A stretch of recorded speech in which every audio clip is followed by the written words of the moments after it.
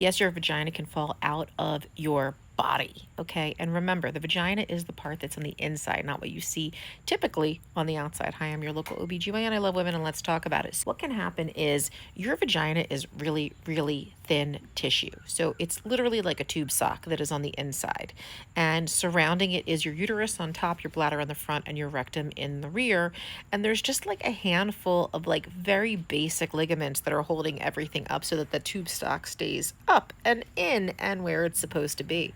But when you have Oh, hey there. There's my honey. When you have bladder dysfunction, when you have lots of constipation, when you're a chronic cougher, a smoker, connective tissue disorder, lots of vaginal deliveries, you can screw up all those ligaments and they can stretch or they can even break. Okay. It's not going to be painful when that happens. It's not like when you tear a ligament in like your leg or your knee or something like that, where you're like screwed and you got to like do something.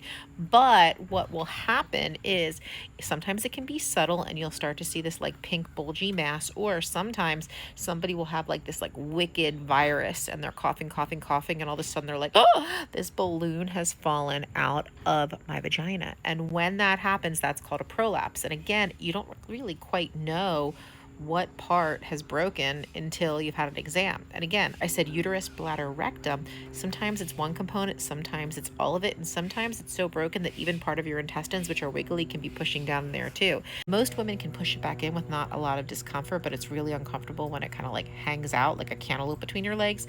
You can, not really do physical PT at this point, because once you've broken all those ligaments, you are past the point of correcting this. There are pessaries, which are these plastic type things that can be used to push it back up on the inside. It's great for non-surgical candidates. And then there is surgery, usually with a pelvic floor specialist like a urogynecologist who's urology, gynecology trained, in order to put you back the way that God put you on this earth.